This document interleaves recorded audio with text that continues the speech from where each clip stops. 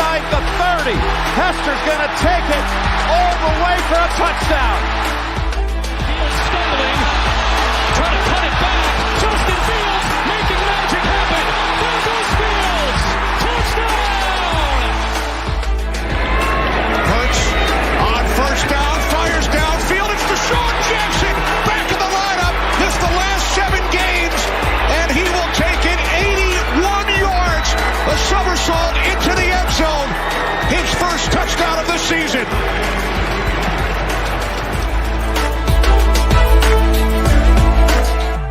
You're listening to the Pigskin Project, the world's #1 football podcast. Now, with more insights on all things football, here are your hosts, Ben Hansen and Ryan Matthews. Ladies and gentlemen, welcome back to the Pigskin Project. After a couple weeks, it's been way too long since we've been able to talk to you guys, and we have missed you guys so much. Ben, how are you doing, man? Yeah, I'm doing great. And first things first, for everyone who's listening back, and then anyone who is watching live, the podcast is not coming to an end. It was 100% a short-sighted decision by me with the name. it was in reference to Justin Fields. It was in reference to Fields' time. Chicago's gonna be gone. We'll get into it. The season was amazing, but that's over. So podcast title was in reference to everything going on around the NFL. The podcast is going nowhere. I want to put that out. Yeah. Short-sighted by me with making the title. Yeah. I was like, is he about to drop something on me? Because I don't know anything. If he told me oh man, all beautiful things must come to an end. And I was like, dude, what is he cooking up? Because I have no idea. Surprise! Yeah. I waited until this moment to tell you, no, I'm going to do a podcast. Yeah. Of course you're kidding, guys. Of course. We got the scouting combine next week. We got content to put out. This is, Yes. But I'm doing good, like you asked. Busy couple weeks for me. Midterms right around the corner. I'm going to be late. I won't be able to see. I went through the list and how they break it down. I'm not going to be able to see a lot of the quarterbacks I wanted to see. I'm going to miss Bo Nix throw if he throws. I'm going to miss JJ throw if he throws. I'm going to miss Penix throw if he throws. So it's midterms right around the corner. I'm going to miss the quarterback day because of midterms or part of it. So I've been really busy, but I'm excited for y'all to come down. Nice little relax. Just football for the next 3 days, and it's going to be nice. Oh, yeah, of course, man. And, I've got a lot to look forward to myself. I'll be going down a little bit closer to you, but not all the way. We're always going to Gainbridge Fieldhouse on Saturday. Hey. I'm very excited for that. I've been blessed with the opportunity to go ahead and wow, great head start for somebody who's going to broadcast the state finals for Indiana. For somebody who can't speak, it's an absolute privilege. But yeah, no, I'm looking forward to it so much. And that voice that you guys heard do our intros and stuff like that, he's going to be who we're with as well. It's literally just a trip that him and I are going to be taking. If you listen to local radio stations or something like that, tune in. You'll hear me break down some basketball. I'm very much looking forward to it, though. There's so much to look forward to. There's important NFL dates to be aware of right now that I'd like to share with you guys, just because, like we had just said, the offseason just started. So, it's kind of, we're treading our feet just a little bit, just because it's it's like a, what is it? Like a post-football season depression type thing going on. It's there's nothing going on. Football starts. But we've got rumors to pay attention to, and there's a lot of discussions, and we'll talk about all that in weekly review. But for right now, be aware that the scouting combine is next week, like I had mentioned. You can watch it starting on February 29th, ending on March 3rd. You guys understand the windows and stuff like that. We'll break down the schedule and whatnot as we get closer to the scouting combine. Follow us on Twitter and stuff. We will put out everything as well so that you're more aware. And if you guys have any ideas of content that you guys want to see or anything, feel free to reach out to me, Ryan, or the podcast. Right. We were planning on putting out content for you guys anyways, but if there's something specific you guys want to see, obviously I don't want to promise it, but please don't be scared to reach out. We'll try our best to give you something that you guys are looking forward to. Absolutely. Next up, the franchise tag deadline is March 7th. So if you guys didn't know, just because teams still have plenty of time to make the decision, franchise tags have opened up. You can definitely franchise tag a player that is a pending free agent if need be. Obviously contracts, they're a little bit different, but, we haven't seen very many, if any, at all, franchise tags yet. But the deadline is March 7th. And then shortly after that, just a week after that, free agency negotiation period begins. So we've got just about, I'd say about 3 weeks before free agency begins. You guys will hear from us 3 times, and then that's when stuff starts to get pretty crazy. And then March 15th is when the free agency signing period opens and trades are allowed again as well. That's when you get to see if, the Bears will trade their first round, Justin Fields as well. Several other candidates that are available for trade and stuff like that can be opened up on March 15th, but people are going to be negotiating and stuff starting next week when everybody gets together at the scouting combine. You look like you had something to say. What's going on? Yes. So next week is when teams start negotiating and doing that stuff. Trades cannot happen until 15th, but signings can happen on the 13th. I air quote signings. I say it every single time that we've talked about it, because free agency always happens on Wednesday, which is perfect for us because we record on our Wednesdays. So this is March 13th. Technically, that is when teams and players can agree to contracts, but nothing can be official on the 15th. So Ryan was technically correct, but the 13th is when you guys will start. Like, that's the 13th at 4:00 Eastern time.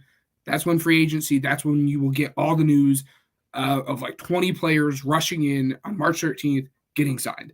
Like that's when all the big signings will happen. And most of the time those news are like correct. There's only been a couple times where like it's been reported like, oh, a player's signing with someone. Like Frank Gore in like 2008, like was an Eagle. Like it dropped like, oh, he agreed to contacts or terms with the Eagles. And then that Friday rolled around, and it like he declined that and went somewhere else. Essentially, the 13th is what we're looking at. Essentially, terms can be agreed to on the 13th as negotiation opens up, but NFL teams cannot make it official until the 15th. That is correct. But it's the opportunity for other teams to be able to get their bids in as well, despite the fact terms can be agreed to amongst others. Yes. Other teams. Yes. Exactly. It usually doesn't happen like when someone gets announced, like that's where they're going. Like you'll occasionally see something happen every like 3 to 4 years of one player agreeing to terms and then not signing that contract on Friday. But yeah, the 13th is when you guys will be seeing like stuff. And the 13th is when trades, like that's the day where like you'll hear the trades announced, or that's like the first day you'll hear the trades announced and everything. So right. And then the last thing that I have is that April 27th to 29th is the 2024 NFL draft. So this is when, stuff starts to get boring shortly after that, just because that's when, the rosters are already kind of filled out and whatnot. You just have to kind of wait until training camp at that point. And that's when that 2 month long dead period starts. So, that's what we're looking at. But let's go ahead and start with our next headline. Yeah. Ryan and Ben bring you weekly news. All right, so weekly news. So this is our big releases of I'd say the last week or so. Rams are releasing veteran center Brian Allen. The Lions are releasing veteran safety Tracy Walker. The Patriots special teamer Matthew Slater is retiring as well. Patriots look to see him, by the way, in the Hall of Fame. Like all he was good at was being like a special teamer and a gunner, but like he was a game changer at that. And I would have never said that, but now with a guy like Devin Hester getting in because of his special teams ability, that it might be a possibility. So it's going to open the door for a lot of people. Yeah. Patriots have also released veteran defensive lineman Lawrence Guy. So watch for him as he's a free agent. And then the Bears have released former Pro Bowlers Cody Whitehair and Eddie Jackson. I mean, it made sense. It opened up, I want to say, about $22.7 million in cap space. So very big for the team as they leap into the top 5 for most cap space available for free agency in the draft. Dolphins left tackle Teron Armstead has no plans to retire and wants to stay in Miami next season. I know there were some discussions about that, so just closing down the rumors there. Giants have no plans to use the franchise tag on this guy that I'd really like to be a Bear, depending on contract terms, Saquon Barkley. And then the Texans are a name to watch as well, just because they want to look for a good running back to pair with CJ Stroud. Many people around the league expect the Bengals to let Tyler Boyd walk, and they would end up tagging T. Higgins instead. This is a move that I expect to happen because of how much of a difference maker T. Higgins is compared to Tyler Boyd. But I do expect T. Higgins to kind of hold out for that contract because he's deserved it for sure. This is an interesting one just because the Buccaneers are in a tough spot. And as an Eagles fan, I believe that you'd be watching one of these players. They're expected to tag safety Antoine Winfield, but Mike Evans is far apart with the Bucs on a contract extension. So when you look at that, it's like, would you rather keep Mike Evans and extend him or, and tag Antoine Winfield, but you're risking Mike Evans not agreeing to anything with you? Or do you tag Mike Evans and then risk losing Antoine Winfield? Both of these guys are going to make their money. But yeah, I think honestly, if Antoine Winfield walks somehow, the Eagles should be all over that. So that should be on your wish list for sure. But it should. It 100%. It's the first one. If you're the Buccaneers, you do your best to get both guys back in house. But if you can only keep one in the house, it's Antoine. He was an All-Pro. He's only 26 years old. You don't let all pros that are 26 years old walk out of your building. You just don't. Cough, cough, Jalen Johnson, cough, cough. Yeah, right. Which honestly, I'm surprised that immediately when the window didn't open, you guys franchise tagged him. That's what. Yeah, I think that they're expecting a deal. They confuse and two for people that are out there. A team can always franchise tag a player early on in the process, and I at this point I don't think the Bears will, because if they wanted to, they would have already. But a team can always franchise tag a player and then agree to a contract extension with them in the same offseason. I don't think that they're going to let him go to begin with. No. Okay. But if contract negotiations aren't done by the time March 7th rolls around, they're going to have to tag him. But they're not going to let him walk for free. I'll let you know that right now. I'll trade you 50 for him. Yeah, no, not at all. Chris Jones is another name to watch, as the Chiefs will not tag him. A long-term deal is expected in that realm. I know right now contract negotiations aren't really all that great, but when you look down at it, Chris Jones even said during the celebration, the parade, which, by the way, rest in peace to the person that passed away, and quick healing to the people that were injured in that. It's a very disappointing situation, but that's where we're going to end and draw the line covering that, just because it's rough. But Chris Jones said during the whole parade that he wants to stay in Kansas City. He said, I'm going to stay in Kansas City. So I expect that to be done. This one, I'm just going to breeze over as well, just because it's like, hey, Bruce Brown said he was going to stay in Denver, and now he has been on two different teams since they won the championship. Just Raiders quarterback Jimmy Garoppolo is being suspended 2 games for violating the NFL's performance-enhancing substances policy.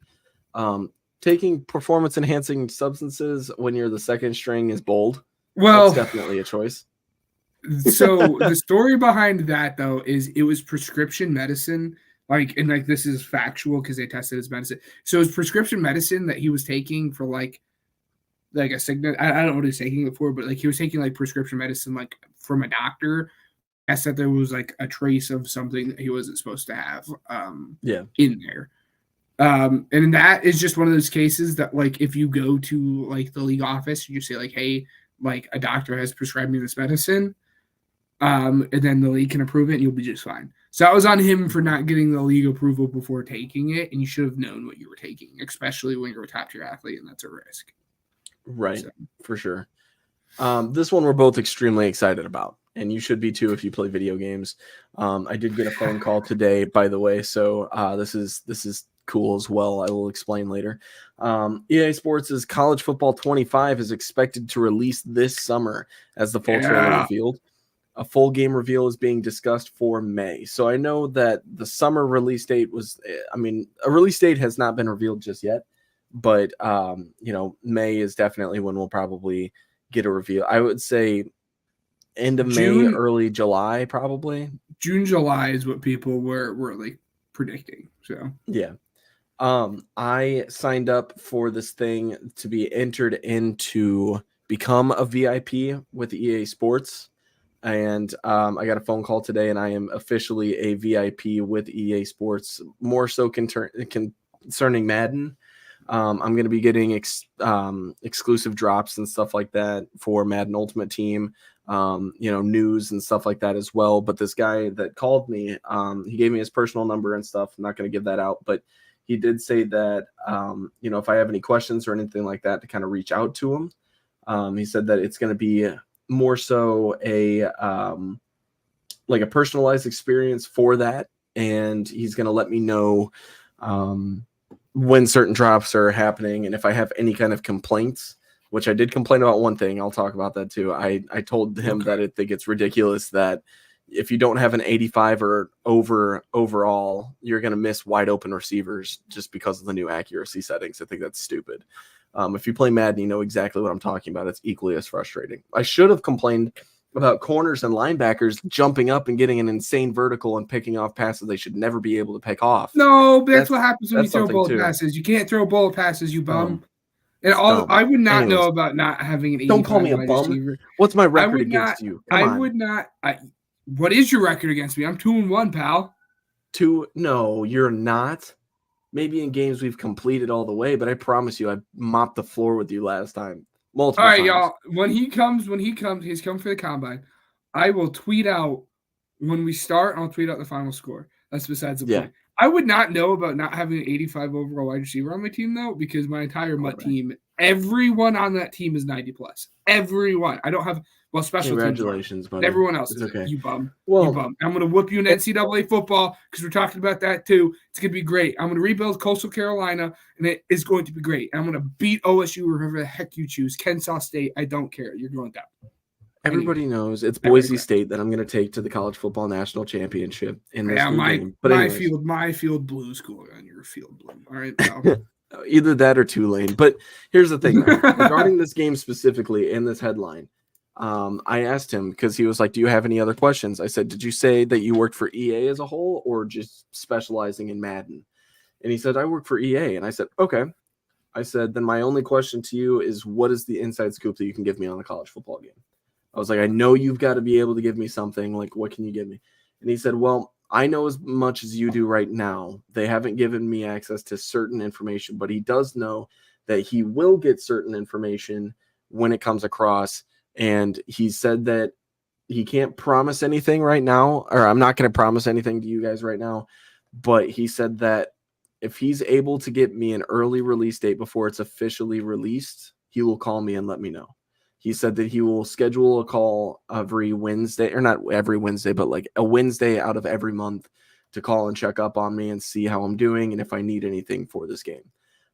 So, I will check in with him on a month-to-month basis and try and get a opportunity to release this news to you guys prematurely, because you guys know how we are with the Pigskin Project. We love you guys very much. If you guys tune in right now, we really appreciate you. But that's the inside scoop that I have for you right now. I do have every bit of, insider scoop now regarding this game. So we'll see, but this holds a lot of power now. So speaking of which, this headline made me very upset because if you're a grown man watching another grown man's following, get a life. But Justin Fields unfollowed the Bears on Instagram, and he sparked a lot of controversy by doing it. He discussed it on a podcast with the St. Brown brothers as well today. It was released today. First off, that podcast, let me say this. If you're a Bears fan and you are sold on the idea of keeping this guy strictly because he's a fun personality to watch on and off the field, there's a bigger point that we will make in College Corner today. And you guys, Ben, you and Matt have told me to do the same exact thing, is to separate the player from the person. And the guy's he's a great guy. He's a phenomenal guy. If you want a franchise quarterback, this is exactly how you want him to act off the field for sure. He's a fun guy. And he's easy to root for, right? But so is Mitch Trubisky. Okay. My thing about this whole ordeal, and Ben, I don't know if you watched it, but essentially they hyped up, the whole discussion of why he unfollowed him on Instagram. Yes. So I understand. There's headlines as to why he did it, and it's because he's going on vacation and he wants to take football out of his feet. But he did get kind of caught up by Amon-Ra St. Brown, and I kind of applaud St. Brown's, efforts here to kind of catch him in a web here. Because what people didn't acknowledge, and I credit my dad for pointing this out, because I was just like everybody else thinking like, oh, it's no big deal. Like, dude's just going on vacation. He doesn't want to see anything. He said that he doesn't know Drake London like that. He doesn't know him. He's not very, why are you following Drake London? Why are you following Bijan Robinson? Why are you following these Falcons players when clearly, he already discussed the fact that he said, and I quote, he was like, it would be tough, meaning like positive connotation of tough being like, it'd be cool to go back to Atlanta. The only downside that Justin said that he found in the scenario in which he would go to Atlanta is that his family members would be blowing him up for free tickets. And so, it's cool, and that's the only spot that I would be like, this is great, for him. I want that for him. He did say that he wants to play for the Bears, and he can't really picture anywhere else but the Bears to be playing for. But that's what you got to say if you're the starting quarterback for them right now. But I honestly think, like, why would you follow these guys that you don't know? Specifically, all of them play for the Atlanta Falcons. If you don't have any kind of connection there, or any kind of, there's some sinking suspicion there, right? It's got to cause another headline here. But I want to get your overall thoughts on the podcast, because there were definitely some funny moments as well. This guy's a great guy, and the St. Brown brothers do a phenomenal job for their podcast too. Yeah, I don't follow their podcasts like that often. I just saw like the clips that come out. Again, it comes as no surprise to me that there wasn't actually substance to like what he said. My big takeaway is Justin just wants it to be over. Well, I mean, he made it sound like he wants to be a Bear, but more than anything, he just wants to know who the heck he's playing for next year. And as being a young man in his spot, I could not imagine not knowing where you're going to live and where you're going to like work for the next 2 years. And for him, more than anything, that's what it was. But like I said, I would not be surprised if he was a Falcon. He's from Atlanta. He's following some of those guys while also unfollowing the Bears. It just doesn't – I don't know. It just, stinks of something is what it does. My thing is this, right? Because I've said this, I believe, to you guys, but I talked about it with Vince this past weekend because he's asking me about it. He loves the podcast. Great fan.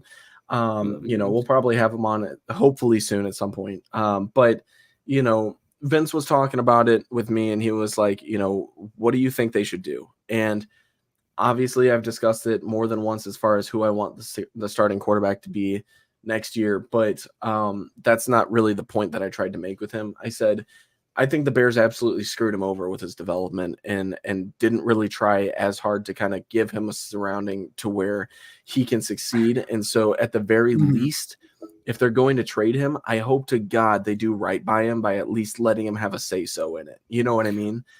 And the It's one a thing business. is, well, it is a business. I don't know. It is.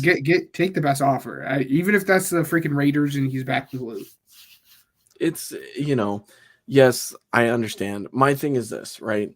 Like, I think the Falcons have the best offer out of like the Raiders or the Steelers, unless the Steelers were to give you the 20 straight up for them. I just don't see that happening. You can use 9 to trade up to 3 because that's been another big rumor.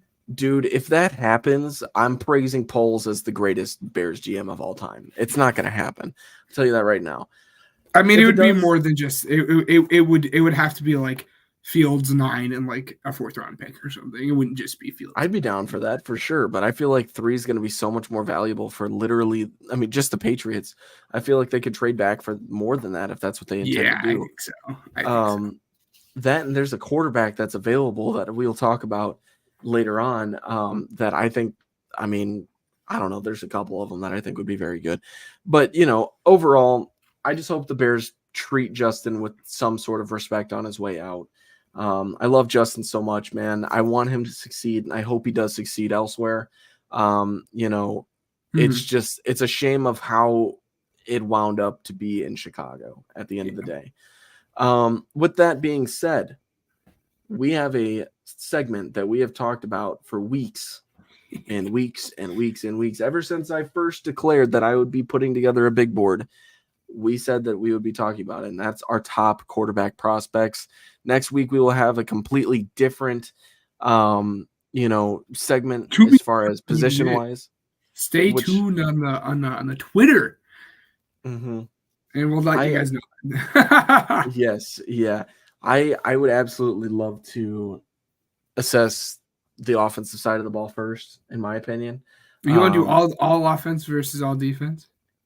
Well, not just that. I think I'm just trying to relay a thought to you without explicitly saying it. There's an offensive position that I'd like to cover second, immediately after quarterback, that I think would be electric and so much fun to scout. I know. I mean, I know exactly where you're. We'll get there, but anyway, the clear number. I think it's a clear number 2 position. And honestly, I think the third position is the cornerback. Not to give it away, but I think the third best position in this draft class is cornerback. But it's gonna be fun. Yeah, I know. What you're talking. So, all right, how do you want to go about this? Because we talked about it earlier, and I didn't quite understand it. Yeah. Yes. So, Ryan, how many quarterbacks do you have? 6. 6. So you have 6. I know who your top 6 quarterbacks are. So, and my top 6 quarterbacks are the same top 6 quarterbacks, not in the same order, but are the same. Well, actually, the top 6 might be in the same order outside of a couple of the guys there at the top, which without giving it away. But my top 6 guys are a little bit than your top 6 guys. That being said, I have 10. I'm going to do 10. I'm going to try to do 10 for every single position with you guys. It's kind of hard to get to 10 guys in depth scouting per week. So I'm going to try to do 10 for you guys every week. Honestly, the episode next week might be more than 10. But that being said, I'll do 10 through 7 because you don't have any of those guys. I'll talk about my 10 through 7. And then once we get to 6, I will let you tell you who your 6 is. I'll let you go in depth on whoever your 6 is. And then I'll, tell you guys who I have at 6 and so on. It'll make sense once we get there, right? Right. Yeah. So it'll make you're starting with 10. Good job. But yeah, I'll start with 10 and I'll just go through 10 through 7. And then once we get to 6, we can you'll do your 6, I'll do my 6. 5, 5, 4, 4, 3, 3, 2, 2, 1, 1. So on and so forth. All right, my 10. Honestly, guys, it was between this guy and Sam Hartman, the QB out of Notre Dame. It could really go either way. Sam is going to be if you're drafting Sam, you're 100% doing Sam because you believe he's going to be a backup quarterback and you believe he's going to be a good backup quarterback, but that's why you're drafting Sam. Sam is not going to have the starting potential. I'd be very, very surprised if Sam ever came in and was a starter. I mean, at most he is a Gardner Minshew, and he's not Gardner Minshew. I'd be surprised if that Gardner's fun. Could happen. I love Gardner. Don't hate on Gardner. Is so much fun, but I don't think he'll be. I don't even think he'll reach that point. But my number 10 was a guy I was super, super high on going into the season. Some people have this guy way higher than 10, and I cannot put this guy any higher than 10. A, just because this is a really good quarterback class, but B, also because he has one really, really big concern that I don't like. Number 10 is Jordan Travis. I really like Jordan Travis. He's a great, he has a good pocket feel. He's a good athlete. He's one of your true, I don't want to say true dual threat because he's not quite the same as a couple other guys in this class, but he's up there. He navigates the pocket closer to Patrick Mahomes. Like Patrick Mahomes isn't going to run the ball 100 yards a game on you, but he'll pick up those yards if he needs to. I mean, shoot, we saw it in the friggin' Super Bowl, right? Right. So I'm a big fan of him. He has a sufficient arm. Like his arm is, you're not going to come away and say like, oh, it's bad arm, but you're not going to come away and say it's a great arm. But the big thing with me is his ability to read the gosh darn field. At time after time after time, he is staring down his number one receiver, and he cannot do that. It is awful. He struggles to read where the defenders are in zone. It's happened numerous times. And then the ball placement. I'd like to see him throw his wide receivers open. He just does not do that.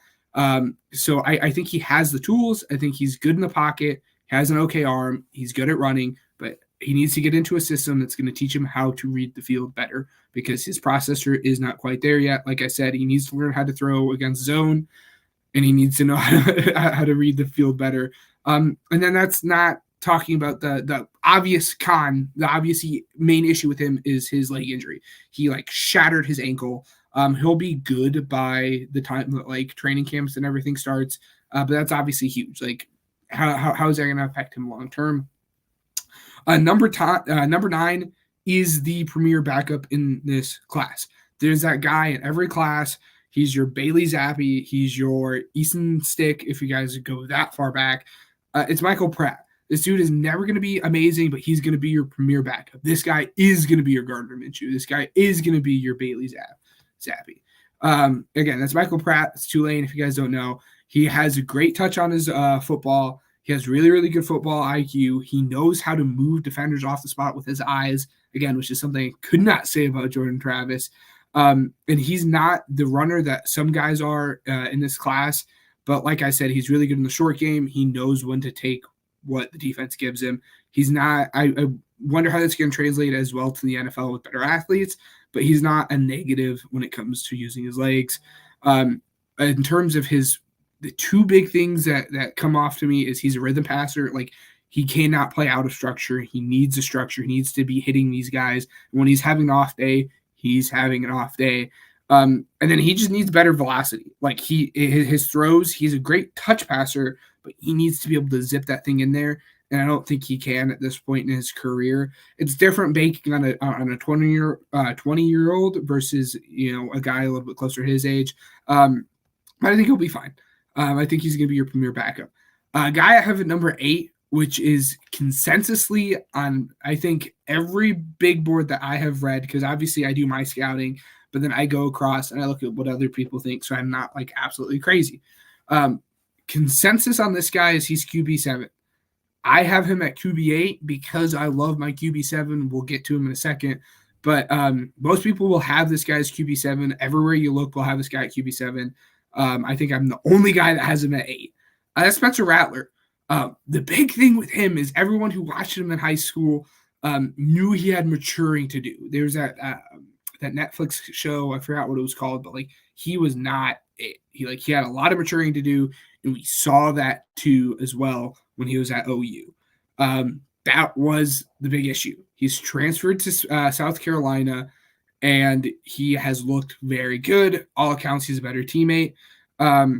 He has one of the quickest releases into this pocket, and one of the quickest releases in this draft class, and he can really thread the needle.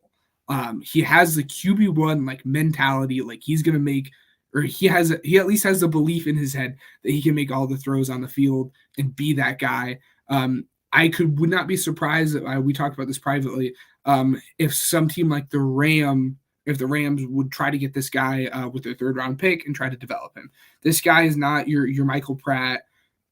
He's not going to be a backup. You're drafting this guy because you hope you can develop the tools he has and then eventually take over.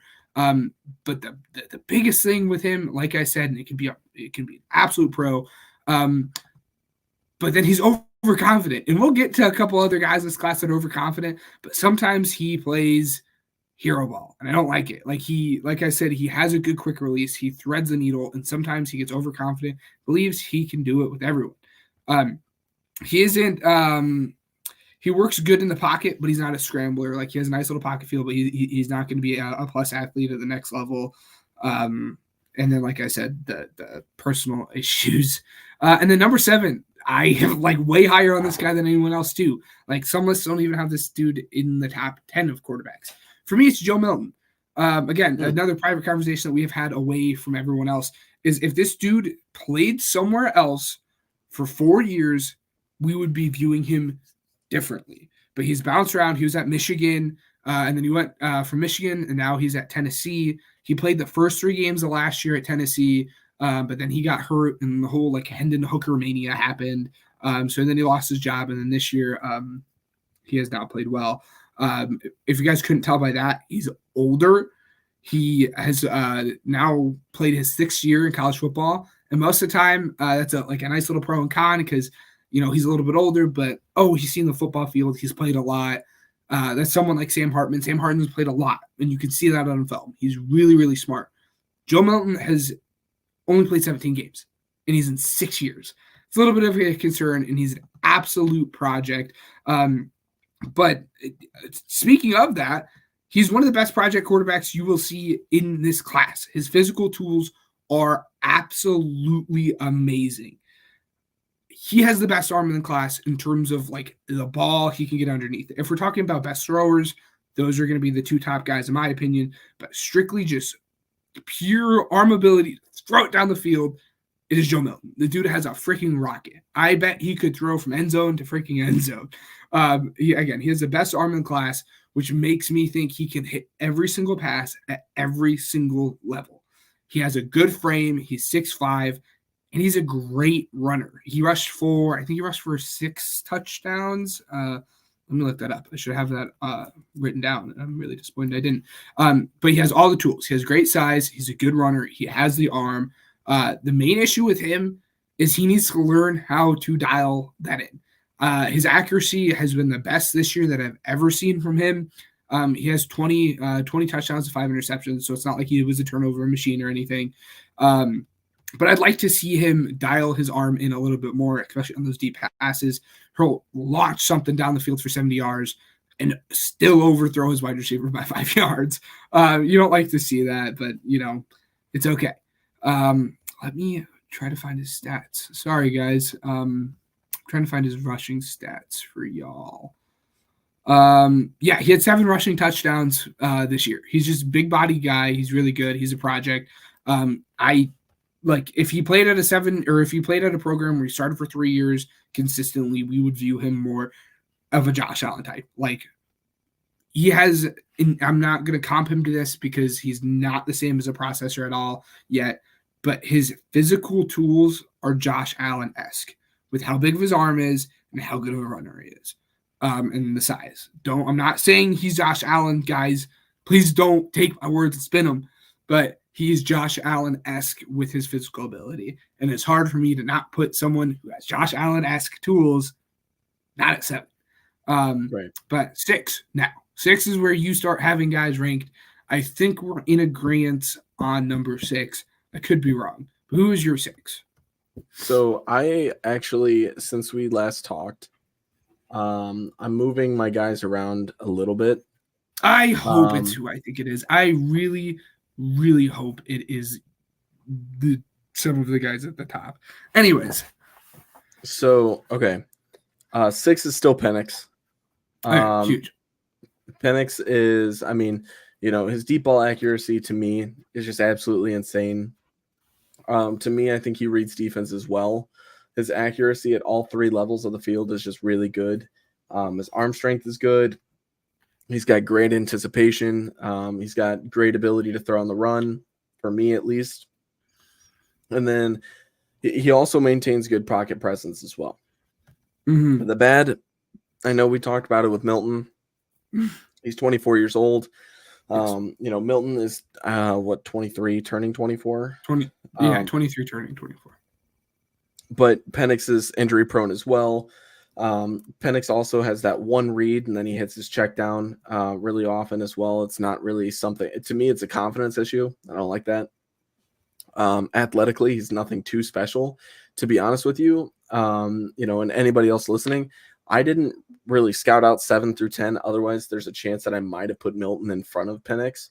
But athletically, he's nothing too special, and he forces passes a lot. ending in a lot of bad interceptions as well. And I'm not going to say like for sure would have put Milton over Penix, but I think that I would have had something to at least consider. So yeah, I don't know. Did I hit on every point that you were going to make, or do you have more there? Yeah. No, I mean, you hit on most of the points. Just like I said a couple years ago with what's his name? Carson Strong, like the best thrower, like all around, like in terms of just his ability to hit every single throw on the field, he is up there. He's not, again, there's two guys, one guy mainly, but there's two guys that I really, really like in this class, but he's up there. Like, I think he will be in the league for a very long time just because he has one of the better arms and has the ability to hit every throw on the field. The two big issues with me is he has a good pocket presence, but he has one of the quickest releases, and he relies on his presence in his release far too often. There are many times where he sits in there and he will take big hits. He'll get the ball off because his quick release is that good, but he will stand in there and take big hits too often. He does not know when to throw it out. It's annoying. I mean, look at the Michigan game. That was a big thing. And Washington won the Joe Moore Award, which is the best offensive line in the country. And Michigan was beating the living you-know-what out of the poor guy. He got hit, it felt like every other play because he can navigate the pocket, but he didn't know how to get out of the pocket. That was one. And then you glossed over it. You said injuries. Injuries is a huge thing with this guy. Every single year, there has always been an issue with him. He has torn his ACL twice, and I think it's both ACLs. I think he's torn his left and his right. I could be wrong, but I know he has 2 torn ACLs, and then he's had 2 shoulder issues, and I know for a fact those have been in 2 separate shoulders. It's been something with him every single year. It was a scapular thing. His first year here at IU, it was his torn ACL then, and then he tore his ACL, I think, during training camp of his true freshman season, and then he messed up his shoulder this season. So it's always been an issue with him. I'm worried about his ability to hold up like at the next level, and I think that stems from him not knowing when to like just get rid of it. Because like I said, he'll stand in there and take the big hit, and he relies on his release way too much. He's clearly QB6. Some people will absolutely fall in love with his arm and have him at QB4. QB6, 5, and 4, people rotate everywhere just for everyone, but me and you are in agreement somewhere Penix lies at 6. Right. I think I lost your camera, buddy, but while you try and fix that, I will start with my QB5, and that's JJ McCarthy. There we go. Yeah, we're back. So yeah, I mean, before I start, as an Ohio State fan, I must admit over his 3-year tenure at Michigan, he's improved greatly. I remember talking to Ben about his potential when he started. Ben was like, I don't really see much. But now I expect McCarthy to be taken in the first round or early second. There's a lot of hype surrounding him. Apparently, a lot of NFL executives really like him. But guys, this is lying season. It is what it is. This is how my own scouting has him. He's a great game manager. Yeah, his processor and anticipation throws are impressive. He's got, very well talent underneath pressure, but he's got good athleticism. He doesn't have great speed, but he does have a good job at, read options and gaining a few yards. He avoids pressure well in that situation as well. As far as the bad, his accuracy is good, but inconsistent at times in short and medium throws. He forces throws at times as well. Relies on his first read a lot from what I saw. And a lot of this could be because of the offense that he was running as well. He does have that good deep ball, but he doesn't get to show it off that much. And, with that as well, something that's not a big negative, but I did put it as a negative, is that I'd like to see him add a little bit of size too. And I think that he could do that with the right professionals at the next level. But something that you definitely want, I want to say out of 2 more prospects as well going forward in my scouting. Yes. So right there with you. So now we disagreed there, which is awesome. And I will do my My JJ is at 4 for me. He's at 5 for you. You were pretty spot on with pretty much everything you said. The big thing is weight. Like you said, he needs to put on weight. People are going to knock him for his offense. That's the thing you guys will see. People will be like, but he wasn't asked to throw the football much. Guys, that's the Harbaugh offense. Wait until you guys see what the poor guy's going to do to Justin Fields.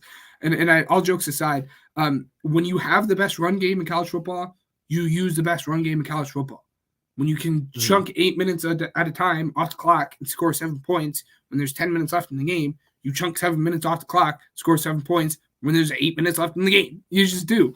So people question that, and that's why his eval is really, really hard, just because you hadn't seen a lot of it. But like you said, he had that athletic upside. Think someone like Tyrod Taylor, so he's not going to be one of the best rushing quarterbacks at all in the league, but he still has that upside. He's not going to be a statue in the pocket. Like you said, one of the better processors in the entire class. He's good for an eye-popping throw, like every game. That OSU throw, I will never forget. One of the most beautiful throws I've ever seen, the way he fed it in that window. So he has all the physical tools in the world, and he has the intangibilities to be a good processor and the intangibilities to be a good leader. But I do think if you're drafting him, you need to have a plan. He's not going to be a guy that you're going to throw in there right now, and he's going to be amazing day one. Number 5, the guy we'll get to in a second, I'm assuming. For me, my number 5, your number 4, he's going to come in and he's going to be a better day one quarterback than what JJ is. But he doesn't have – we'll get to number 5 in a second. Like you were saying, sometimes his offense carried him. But in terms of cons, I would like to see him put a little bit more zip on his football. He has a great arm. I'd like to see a better velocity on that. And then sometimes, and he doesn't happen to often, he can play that hero ball that you don't like. And then you touched on it too. He's the second best, like, making the throw on the run guy. Like, he consistently made absolute dimes on the run. He has really good ability to throw off platform when he wants. Look at the Alabama game, for example, on that flea flicker when he caught it one-handed and threw like 35 yards down the field to Roman Wilson off his back foot leaning backwards. He's really good at that. But yeah, like you said, skinny, and that's it for me, basically. That's why he's my number 4. So yeah, my next guy. So my number 4 is I switched it up. It's going to be Bo Nix. So, you know, this guy, so Ben, you and I talked about it. I mean, the dude's good. It's just the fact that he's 24 turns a lot of people off, and it's understandable. But like, I mean, Bo Nix, he's got great escapability and timing in the pocket. He can improvise extremely well. He's got great accuracy at all 3 levels, you know, your short, your medium throws, and your long throws. He's got good footwork in the pocket. He's confident in receivers and trusts one-on-one opportunities for receivers as well. The bad, like I said, a lot of people turn off to this. I mean, he's 24. You know, you look at this, it's a lot of similarities between him and JJ. You know, it's again with the offense. I mean, there's a lot of the short game, providing a small sample size for the deep ball as well. I mean, his accuracy is good on the deep ball as well, but his agility could need work as well, and mental pressure can also get to him at times. You know, 4th down plays aren't a strong suit to me. So, you know, looking at that, it might come across as a little bit risky too. But I personally have him above JJ just because, you know, he's got a little bit more experience. And I think that overall, he's, I don't know. I just like him. I don't know. I just like Bo Nix. I don't know. What do you think? Yeah. No, just like we talked about with Penix, he's an older guy, like you said, but in a different vein than Penix. Penix is old, not because he chose to, but because he was hurt. Right. Bo Nix is old, but Bo Nix has played a lot of football, and that's good. Like, he's seen everything that you could throw at him with his time at Auburn and now his time at Oregon. He's seen everything, and just like I said with Sam Hartman, he's the old but the good old. He's the old that has seen everything and knows how to deal with everything that you're going to throw at him. We absolutely love that. He reads the field very, very well. I'm a little bit different there on the accuracy thing. He is very accurate on his short to intermediate routes. But one of the cons I have for him is his arm. I would have liked. He doesn't have the deep ball, in my opinion. He's not accurate enough. He has the arm for it. He's just not accurate, and I do not think the deep ball will be there for him at the next level. I think that stems from. You joked about the cornerbacks in Madden having like this crazy vert. He throws a low ball. Like if he's gonna throw the deep ball, I'm worried that it gets picked off. He throws a low ball, and in college, consistently from what I had seen, the deep ball accuracy was just not there. But again, he's seen it all in terms of pros. I'll finish that off. He's seen everything. He reads the field very, very well. Super accurate on the short and intermediate routes, and like you said, good athlete. In terms of cons, like I said, bad deep ball accuracy. I don't like it. Throws a low ball. And I don't think his ceiling is there. I don't think we will ever see him be a top 7 quarterback in the NFL.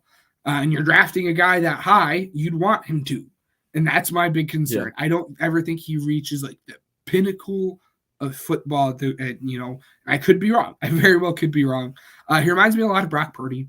He's just he's a processor. He's a point guard. That's the best way. He's your point guard. He's gonna spread the ball around, and he's gonna get the people that need the ball to win games. But he's never gonna do anything crazy to win you a game. But in the same vein, he's never gonna do something to lose the game. The offense he plays in scared me. He's taken the most short passes of anyone in all of college football. It's something like 20 or 25% of his plays have been I think it was 3 yards or shorter in terms of air yards. His short ball, his entire offense was check it down. And that's not his fault. And people complain about it, but that's just the Oregon offense. That was the same issue we had with Justin Fields. So it'd be really interesting to see how he does in actual NFL offense. Both him and JJ, like I said, are in the same vein. They're going to be your good processors. They're going to get people the ball. Bo has a higher floor. JJ has a higher ceiling. Look for both of these guys to be the names that we're going to see the Broncos/Vikings to be. Both of them are looking for the same guys, someone who can process the field really well and someone who can get their playmakers the ball. So look at JJ and Bo to both get their guys the ball and have them be the Vikings and Broncos. Those are going to be the names you guys are going to hear the most. So yeah. So my next two, I consider this because I used to consider this my 3 and my 2. This is 2A and 2B. I can't choose. I mean, I want to swap these around so bad. Wow. But 2A and 2B, and Drake May is going to be my 2B. Drake May has been phenomenal for me personally. These last 3 guys, it's really hard to pick. Between, I think whoever gets any of these 3 guys is going to be just fine. Drake May's got great accuracy at all levels of the ball, or the field as well. His ball placement's ridiculous. You go in and watch Drake May highlights. He's able to put the ball somewhere where I can't even imagine how he does it, but it's good. He also has great anticipation when needed. You slow down these throws and stuff like that. I mean, the dude cocks it back before the receiver starts his cut. So it's a little bit, it's awesome. Under pressure, he's just outstanding as well. I mean, he went to North Carolina. If you're a college football fan, North Carolina didn't really do all that much this year, so you're just probably can assume what that offensive line looked like. The fact that Drake May can make a name for himself underneath that is pretty impressive as well. His bad about him is that his footwork needs help to me.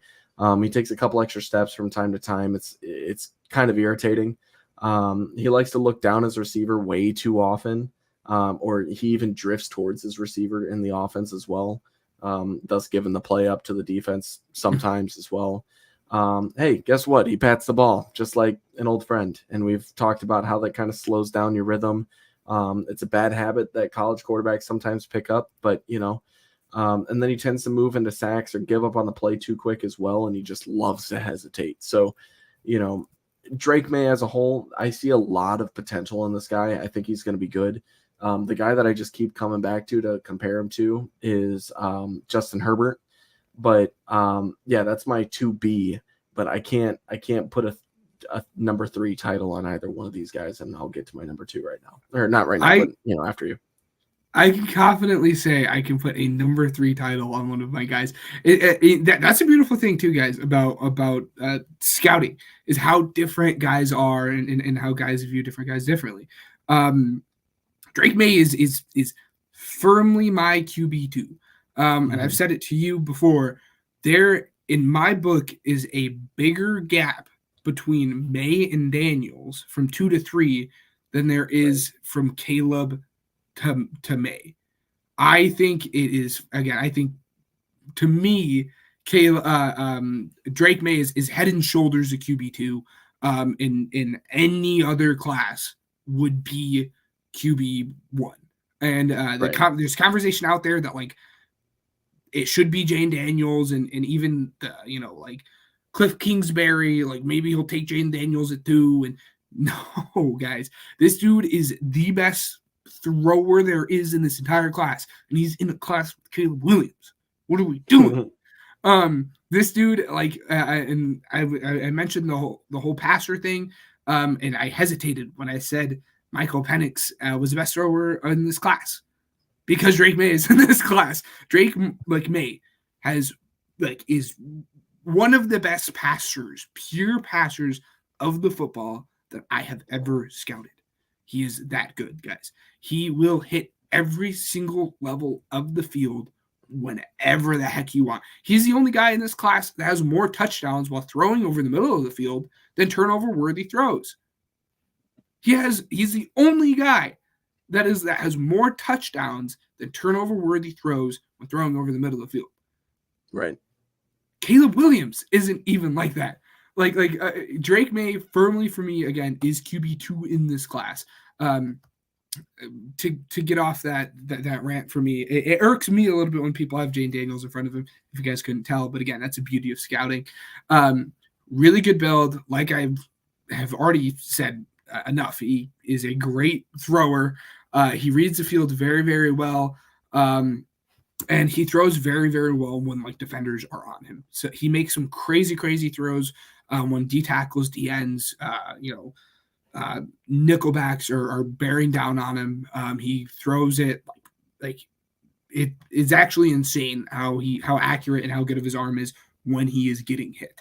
The con is he's not the athlete that some guys in this class are. He is your passer. He is your he's your Ben Roethlisberger.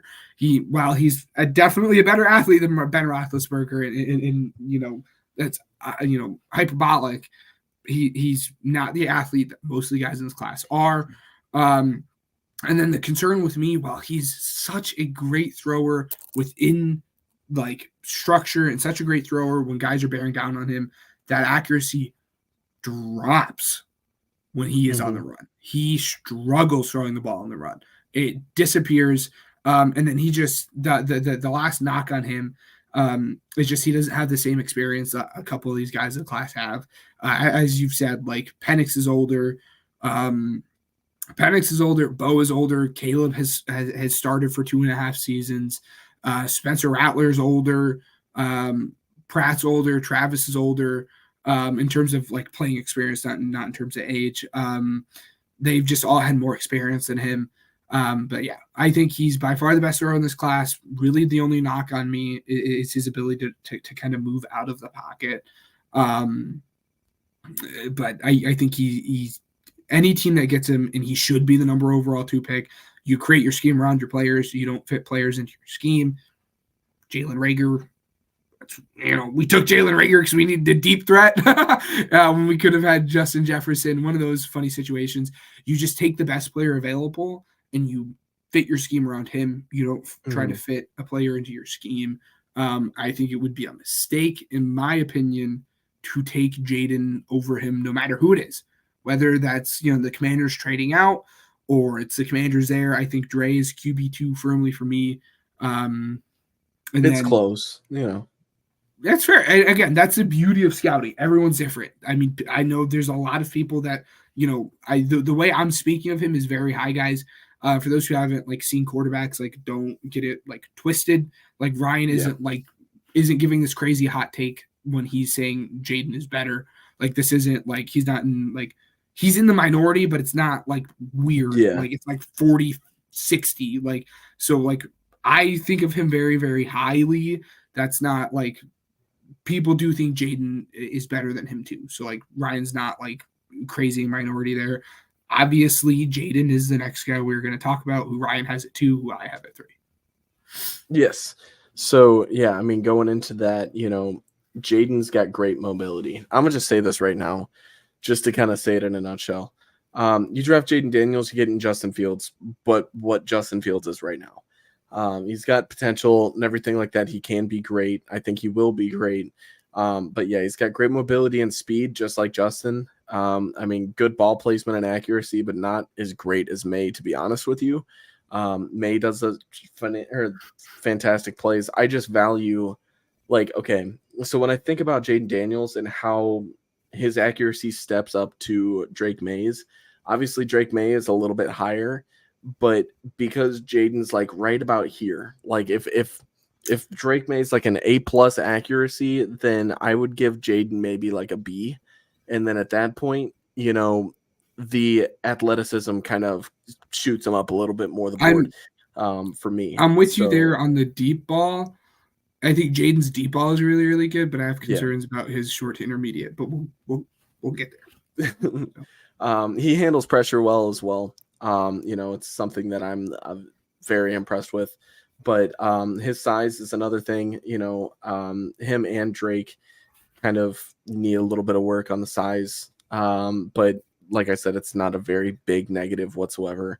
And Jayden, I mean, just like Fields, like I just said, you're holding the ball a little too long too. So, I think that it's extremely valuable. If I had 5 more years of Fields, I'd be cool with that, honestly.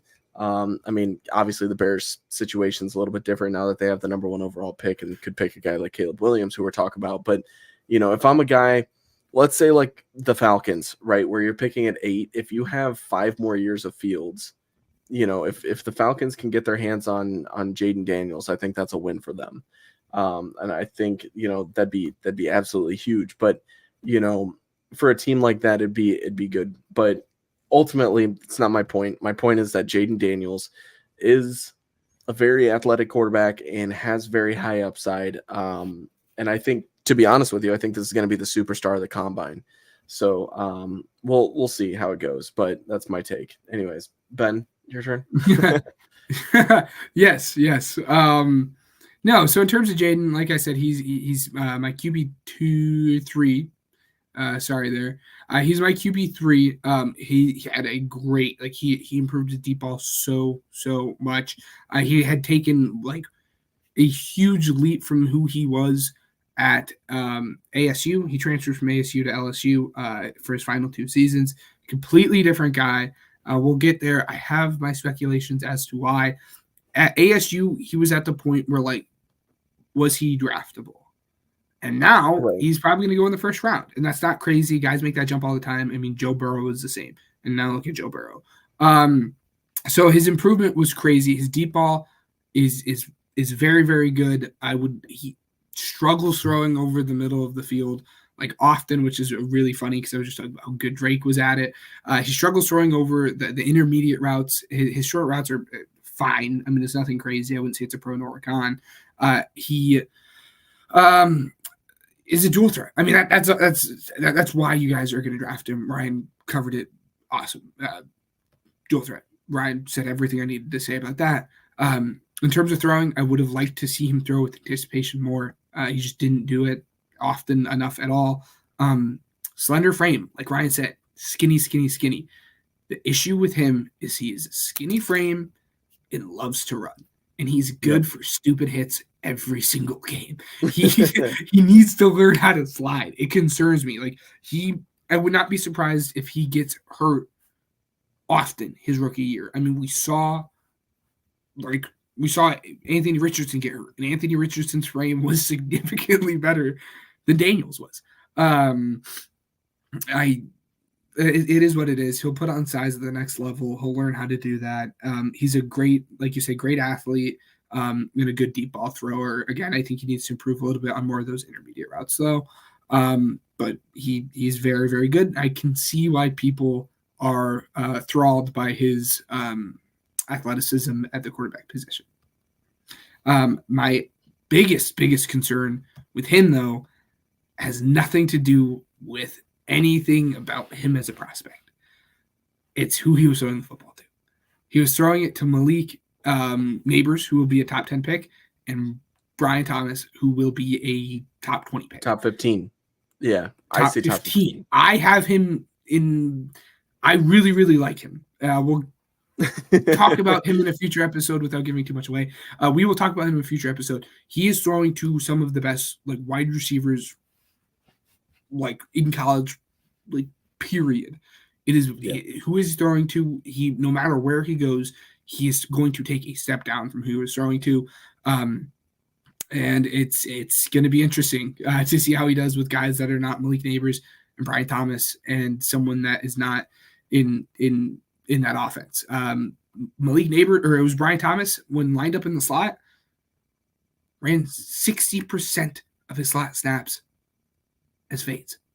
That's the offense this guy was playing in. So I'm excited to see him at the next level, throwing to guys that are not those two guys. So, and then obviously the guy you guys have been waiting for. Who do you have number 1 overall, Ryan? Drum roll. If you've been living under a rock, you don't know who I'm talking about, but it's obviously yeah, this guy just blows everything out of the water to me. Obviously, I thought you were going to say this guy blows, and I'm like, whoa. This guy's awful. Undrafted, yeah. Trash. We should draft Marvin Harrison Jr. number 1 because this Caleb Williams guy is just overrated. I'm just kidding. Wear skirts and paint nails.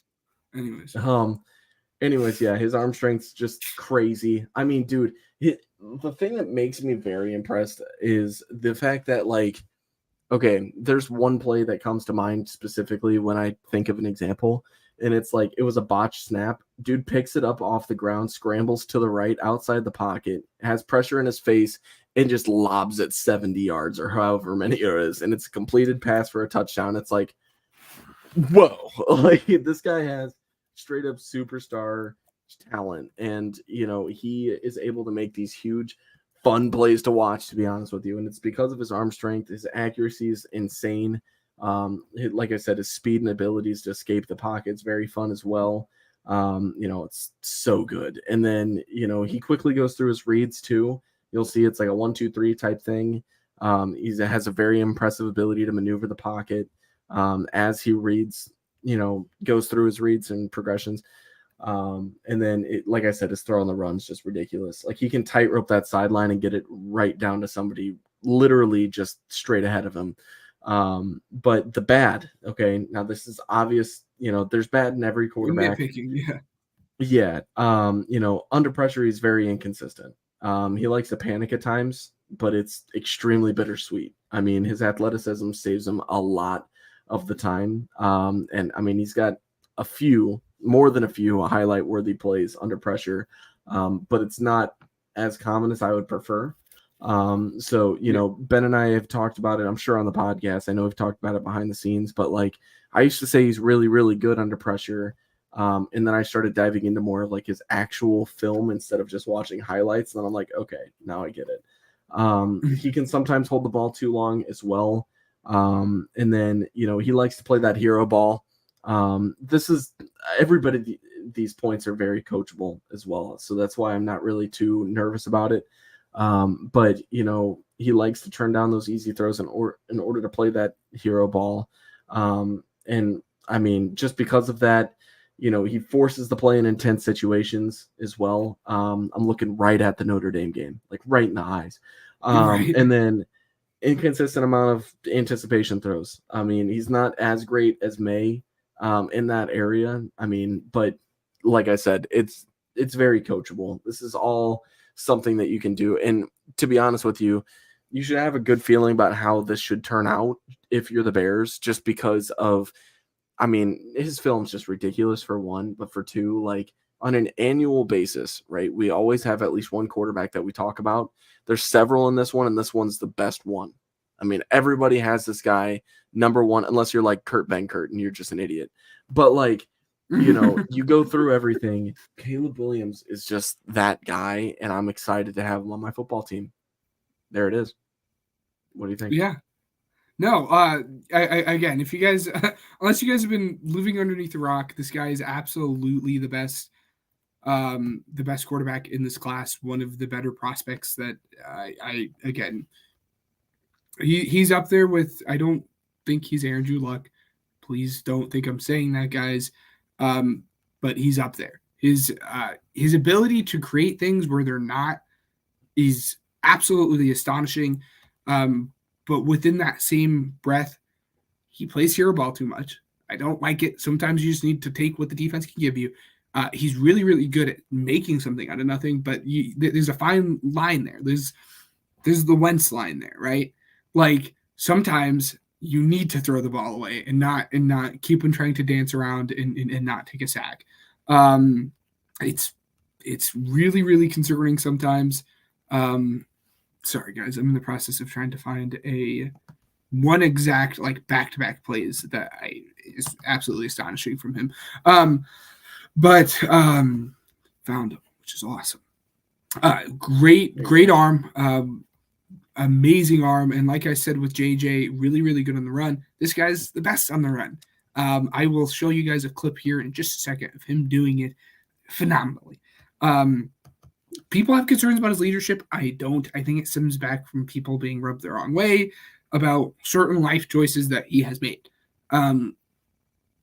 Guys, he's a good football player. Who cares? And not to get into that because I don't want to. This is a football podcast, but it doesn't matter, guys. What he does in his personal time, he can do in his personal time, as long as he's freaking good at football. Who cares? Do you want a good football player, or do you want to stay in mediocrity for the rest of time?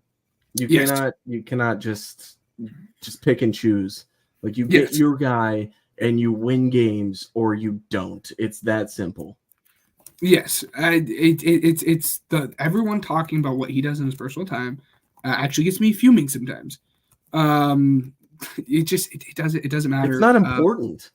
It's not. That's important. what I'm saying. It's not relevant. That's all it is. Yes. So yeah, it's dumb. But yeah. Anyways, so his cons, the hero ball, and then like you were saying, the pressure up the middle, like it's specifically up the middle. Again, looking at Notre Dame game, but if he can get that figured out, he'll be a heck of a player. Throws with amazing touch, throws everywhere on the field, throws on the run very, very well. Has great burst as a runner, like Kyler Murray. Like that's the kind of runner I could see him doing. Constantly throws wide receivers open. Mm-hmm. Oh my gosh, it is phenomenal. He will be making some crazy passes the next couple guys. Like some of the best ball placement I've ever seen out of a college quarterback ever. This dude is going to be amazing. When you look at a quarterback and you're nitpicking things like hero ball, come on now, what are we doing? And then fumbles. He has 30 fumbles over his college career, which is like a lot. Which is kind of funny because that was kind of Fields' issue too. But just get the fumbles figured out, and I think that just stems from the hero ball stuff. This was the clip that I was referring to, guys. And there's like back-to-back, he scores this touchdown, and then he comes back on the field and scores another touchdown. But I do want to make it super quick because we've been talking about quarterbacks for like an hour now, which I absolutely love. And I could do much more, but we won't. Let me show this clip against Stanford.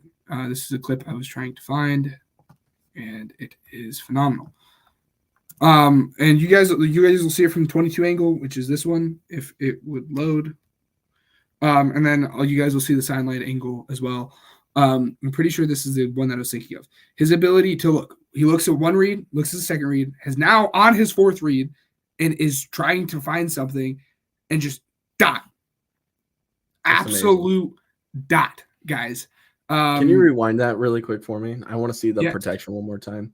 So, like, you know, hopefully you're listening to this and watching it as well on YouTube. But something that I'm seeing a lot of is this is a 4-man pressure. Okay. 3. In the NFL. Oh, it's 3. Okay. Yeah. So okay. So I mean, you're not going to see a lot of this in the NFL. So the protection here is going to be something else. You know, it's a different thing that he's probably not going to be able to see. But that's not the point. You know, what Ben's trying to say is that his ability to maneuver, and it will continue to get better at the next level. But his ability to maneuver, look downfield, and still maneuver, and then make something happen out of thin air is just insane. To make this throw, how accurate this throw when on the run, both of his feet are off the ground. If you guys are not listening to this on YouTube, I am begging you guys to go back and look at this on YouTube. Hour 15 mark. Yeah, hour 15 mark at this point. Both of his feet are off the ground. And if not, maybe that back foot toe is on the ground. Maybe his big toe is on the ground. But for him to make that throw at that level, 35 yards down the field, perfectly in stride to his wide receiver while on the run is absolutely phenomenal. And then he turns around, scores a touchdown, lets his defense do his thing, and then the very next play, given his wide receiver, like it was, I mean, a lot of players in the NFL, a lot of quarterbacks could, but then turns around, gets back on the field, and then the very next play, throws a deep ball right in the bucket to his wide receiver for another touchdown. Insanely deep ball, too, by the way, Guys, if you're listening later on. The very next play. All right, let's see where he throws it from. Let's see where he throws it from here. All right. He uncorks it from his 15-yard. 15-yard line and hits it to the opposite 25-yard line. So hold on, wait. No, keep going. I don't think the ball's there yet. 20. There it is. 19. I give him 19. That's okay, almost the entire, like, it's unbelievable. 19. Guys. He flips the field. That's a 65-yard throw he dropped in a bucket. Like, dropped it right into his hands. And the receiver, by the way, doesn't look like he has to adjust too much to that ball either, which is something not I'd at like all. To not at all. He maybe corrects a little bit more to the right towards the middle of the field, but other than that, that's it. Guys, if we're complaining about here's the sideline view, guys, by the way, of that first play. If we're complaining about his nails and what he wears off the field, then stop watching football, because obviously you don't care about football. You care about following these guys. If you care about how well your team performs on the field, you take Caleb Williams. That's that strike too. Yeah. It's absurd to me why we're complaining about it. He's up there with, he's not Andrew Luck, but he's up there in terms of top quarterback prospects like Andrew Luck and like Trevor Lawrence were. Point blank period. He is that good. And he's a better mover than both of those guys. This is a no-brainer. Yeah, this is a no-brainer for a team that's never had a quarterback before. This is the easiest decision you have to make. It's 31 that easy. franchises in the NFL would say we're taking Caleb Williams at number 1. I don't know about 31 franchises in the NFL. Well, I'm just saying in general, like 31 franchises, if they were in the position that Bears were, would say we're taking Caleb Williams over 1 overall. But then there's the Bears fans that are saying you stick with Justin Fields. Yeah. Stop it. So dumb. Anyways, that's quarterbacks, guys. Yeah. Thank you guys for listening.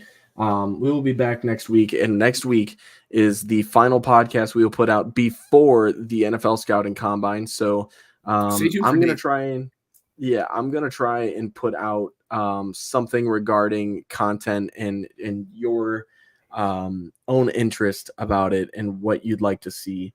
But yeah, and I mean, Ben, any closing comments or anything like that before we close this thing out? No, that was it. And stay tuned for next week. If you guys are within the draft, you guys probably know where the most likely thing is after this is. But just stay tuned. There's another very, very, very good loaded offensive class in terms of position wise that we will probably be covering next week. But if you think Caleb Williams is the only generational prospect in this, just wait.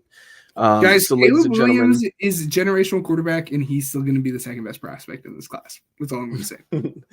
ladies and gentlemen, follow us on all of our socials. It's all right above us.